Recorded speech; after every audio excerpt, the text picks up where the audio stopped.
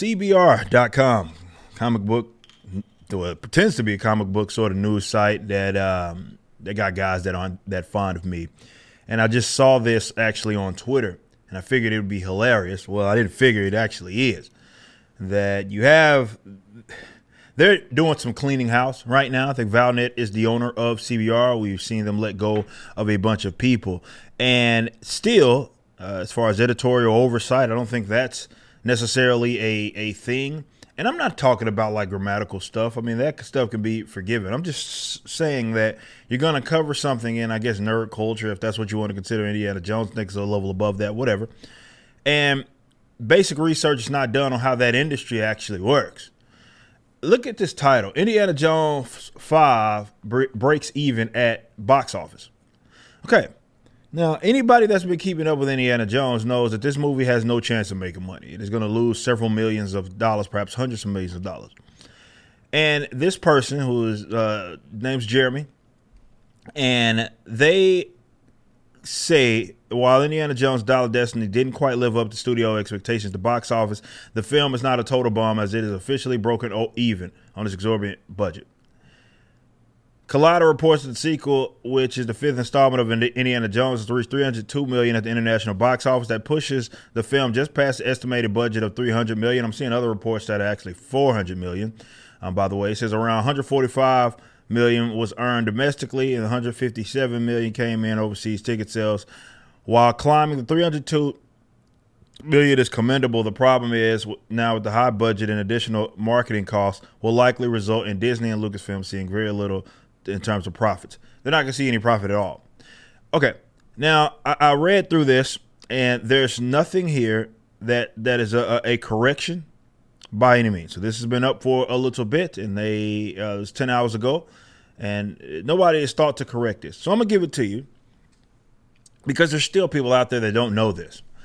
They definitely, when it came to a lot of MCU films that lost money, you have people that are under this moronic impression that whatever they spent, if let's say the reports are that the movie cost X amount of dollars to make, let's say it's a $200 million budget.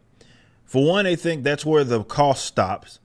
That's not correct. There's marketing that is involved as well, and they're going to spend probably on the upward of damn near $100 million on that, if not more. So you have that to account for.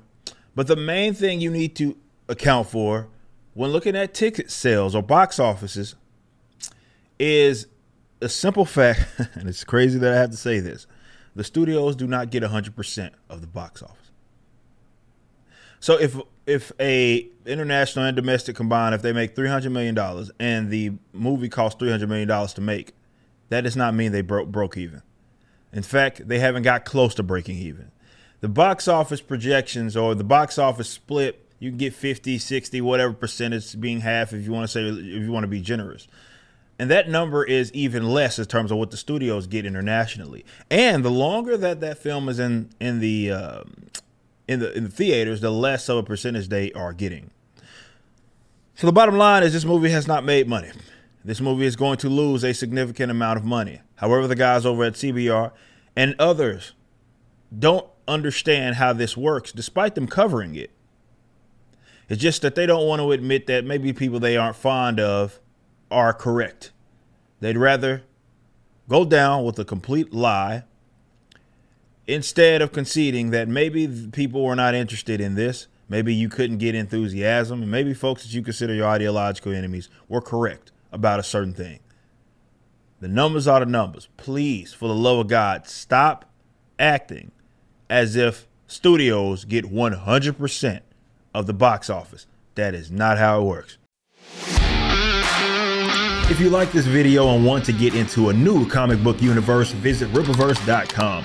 Our first campaign for iSum 1 hit $3.7 million, and the pre-order campaign for iSum 2 is currently live. So go check it out and watch the official launch trailer, which is the first animation of Rippaverse Studios.